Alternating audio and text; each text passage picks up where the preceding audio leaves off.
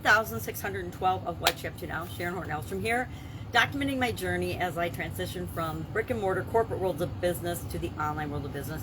And since COVID pandemic, a little bit of back and forth and I guess simultaneously. Just like I worked in corporate America and ran my own businesses offline, I like to be both offline and online with respect to my businesses.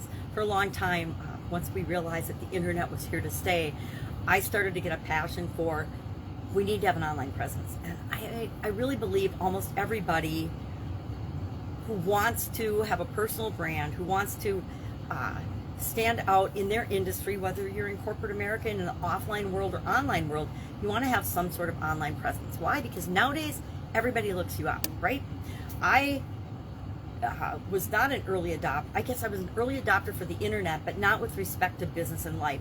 As an engineer and scientist and nerdy person, I was always really attracted to and interested in the internet. But in my offline world and as it was developing, I was busy raising my family, working in corporate America, running my own businesses, and didn't have the time or energy to explore and look into it and learn about it, right? Was busy learning different things, busy trying to figure out how to be a mom and a wife, etc. So it wasn't until after my divorce that in 2017, I finally had the opportunity to say, okay, I am separating. We had to separate all of our assets as part of the divorce, so as in many states we do. And so after that, I got the opportunity to say, okay, well, what do I really want to do? I was old enough that I could probably have retired, not really as old as most people retire, but I could have probably retired, but I was like, what am I going to do then? Because I'd be super duper bored. And my vision was failing and had been failing for a long time, but it was just a matter of time till it reached the point where I was legally blind. And I was like, all right, well, I'm not going to just sit around and grow old. I'm not going to sit around and listen to the world around me. I need to participate, interact, and continue moving forward. And what happens with my vision. It's not really that important in terms of what I want to do, who I want to be, how I want to show up in the world. It's a part of me, but it's not who I am. I do not consider myself legally blind, even though I absolutely positively am. I still do as many things as I possibly can, including my makeup, which is very scary on some days.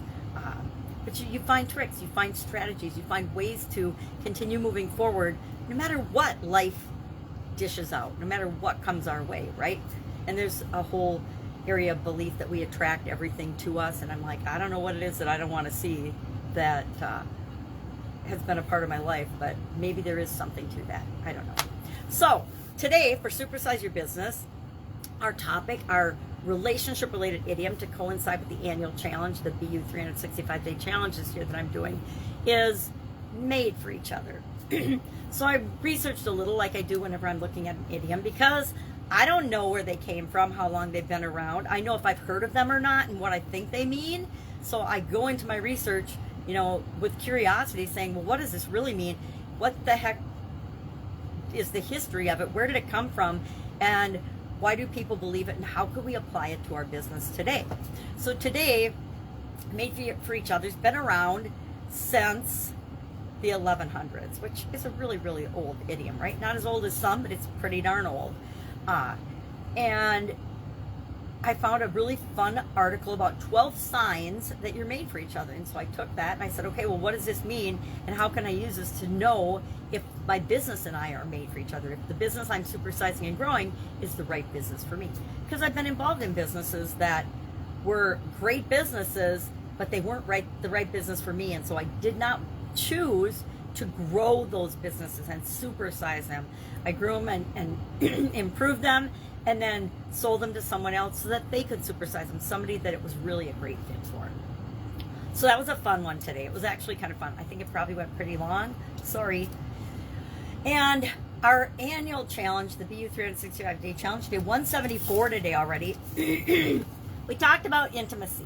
Now, intimacy is not an easy topic for me to talk about. Why? Personally, because there's a bug in here. I don't like big flying bugs. I'm not a bug person anymore, I guess. I didn't used to mind bugs. I love the outdoors, but yeah, this is like a big scary looking flying bug. It's probably like a mayfly or something, but okay, getting creeped out. It likes my lights. All right, it can stay on my lights and leave me alone. So intimacy was our topic today, our relationship related topic for the annual challenge. And I'm not going to lie, when I first realized, and I created the calendar, right? I created the topics, so I have no one to blame but myself. And it's obviously, when it makes me uncomfortable, I know it's something I need to learn more about. I need to explore more, and I need to understand. And I just needed to expand my understanding and my definition of what intimacy is, what it means to me, and how we look at it. And I realized that there's not just one, intimacy is not just sex. Lo and behold, that is, in my mind, intimacy has to do with sex. Therefore, it's only my business and it's only your business. We don't talk about it. What I choose to do in my intimate life, my intimate relationships, is none of your business. What you choose to do in your life and your intimate relationships is none of my business. It's why I struggle with all of this nonsense that's going on politically right now in the whole wokeism thing. It's because it doesn't matter. We are all different. We are all individuals. What we choose outside of work and outside is nobody else's business. And I know some people disagree with me on that, but as good human beings, we accept everyone, and we understand that we are all different. There's good and bad in all of us. There's positives and negatives in other people's opinion, weaknesses and strengths. That's what makes the world such an amazing place, is that we are different and we want and choose and desire different things. And I'm of the mind that if what you're doing doesn't negatively impact or hurt me or harm me in any way, then you just be you, and that means let me be myself too. And there's things that don't matter in different settings. This whole move toward paying attention to the color of people's skin and putting people down if they happen to be white, that is the epitome and the definition of racism. And so I feel like in a lot of instances, we as a society, at least according to the media and politicians, are going backwards. But I really think that we're smarter than that. We human beings are smarter than that. We Americans are definitely smarter than that. And we're not buying into the narrative and the media and all their manipulative crap. Because you know why? We think for ourselves. We have the ability to think for ourselves. At least the people my age, we were still allowed to think for ourselves when we were in grade school and college. And yeah, there were rules and regulations and things, but you still were allowed to be a little independent and have your own brain and your own thinking. Nowadays, it seems like for the last about 20 years or so, that's been stomped out of people. And I stand up and say that's not okay. It's not okay for a small group of people to manipulate the rest. That's called communism, and that's not what we're looking for, or socialism, and that's not what we're looking for in America. And if you are, there's a whole lot of countries that are experimenting with that and have been for decades. Go live in one of them. I really, really believe that. Let's leave America, the land of the free, the home of the brave, and the amazing place that it is. And I'm getting way off on a tangent. I didn't mean to get off on. Why? Because I'm avoiding the topic of intimacy.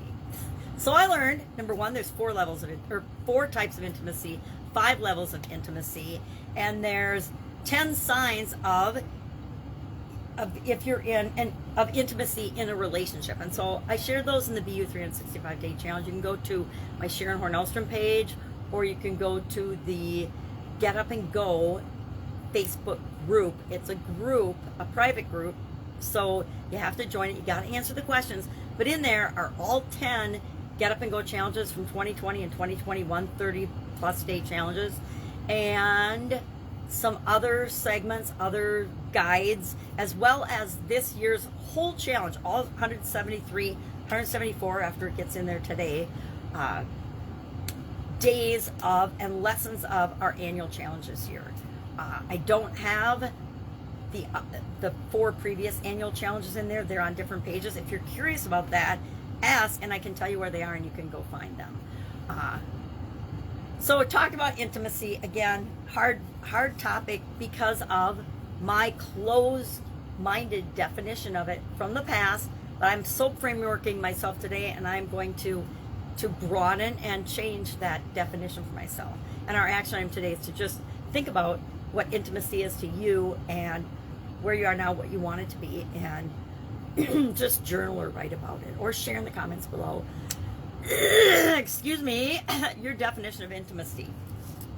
My granddaughter's coming back today. I'm watching my granddaughter while my daughter and son-in-law are in Alaska. She's been with her other grandparents, my daughter's in-laws, for the last few days, and they've sent pictures. She's having an absolute blast. I suspect she's running them ragged just like she does me, but I miss her, so I miss her energy, so I'm so excited to get to spend the next 4 or 5 days with her. But if I can help you in any way, please hit me up and ask. That's what I'm here for. I'm here to answer questions. And I do not talk about politics, religion, intimacy, unless it's the topic of the conversation based on what we're learning in the BU 365-day challenge.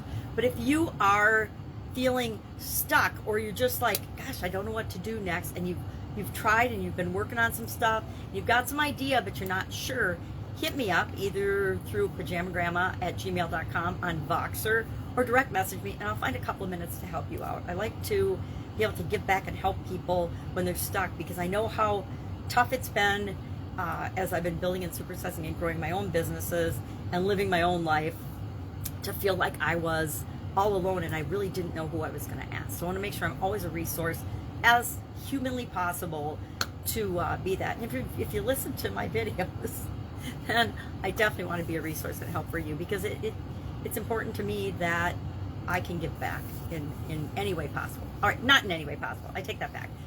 In the ways that I can, when I can. If 100 people hit me up with their questions immediately, I would be in trouble. But the cool thing I've learned about life is that most people won't ask. They don't ask for what they want. They don't ask for help. And I've been guilty of that in the past too. And it's not a strength. We think it's a strength, but it's actually a weakness, because it keeps us stuck where we are. All right, have an awesome day, and I'll of course be with you tomorrow.